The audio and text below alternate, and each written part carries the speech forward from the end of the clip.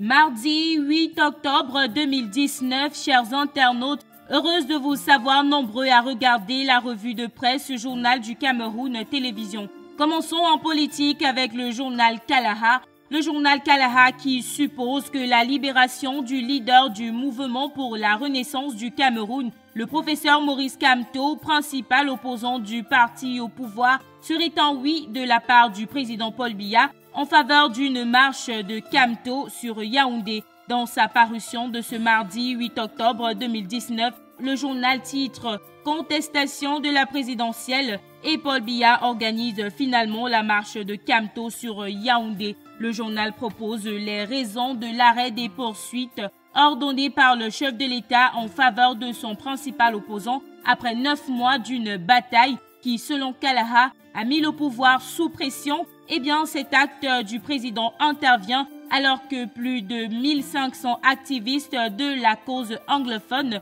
seraient encore en détention. Les détails dans les colonnes du journal Kalaha publiées ce jour. Info Matin qui revient sur l'arrêt des poursuites ordonnées par le chef de l'État en faveur de 333 détenus de la crise anglophone dans le but d'apaiser les tensions, pour indiquer qu'après qu'ils ont tué et tout détruit dans le nord-ouest et le sud-ouest, après qu'ils ont saccagé les ambassades du Cameroun à l'étranger, Paul Biya, en bon père de famille et en toute âme et conscience, et en dehors de toute pression, les a libérés. La grande question que le journal se pose ensuite est celle de savoir ce qu'il en est des autres prisonniers tels que Amadou Vamoulke, Mbongo, Inoni Bemengue pour ne citer que ceux-ci. Le journal Anecdote revient également sur cette information pour indiquer l'impératif d'une amnistie générale impliquant les prisonniers accusés d'avoir détourné des fonds publics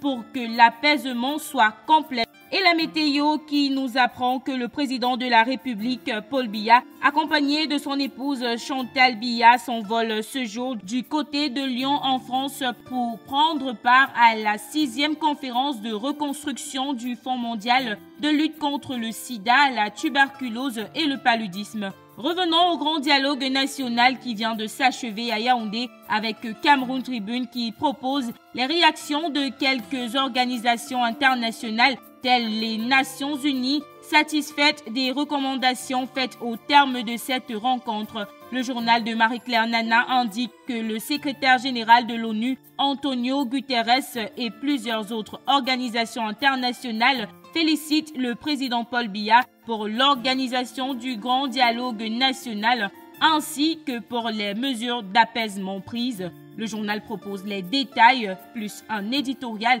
à retrouver dans les pages 3 puis 6 à 9 de son édition parue ce mardi 8 octobre 2019. Mutation dans sa parution de ce mardi 8 octobre 2019 propose une interview exclusive du diplomate américain Herman Cohen, l'ancien monsieur Afrique des États-Unis, médiateur désigné par les leaders sécessionnistes avant le grand dialogue national. Interview à retrouver en page 7.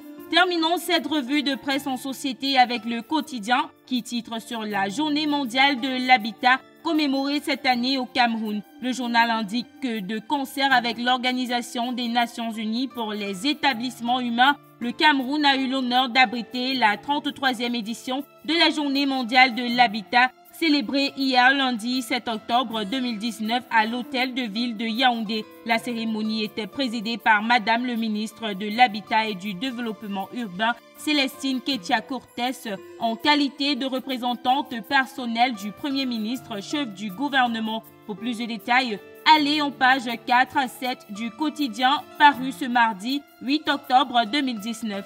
Et voilà qui met un terme à cette édition de la revue de presse du Journal du Cameroun Télévision. Merci de nous avoir suivis. N'oubliez pas de vous rendre dans vos kiosques à journaux pour avoir ample information. Quant à nous, on se dit à demain pour une nouvelle édition.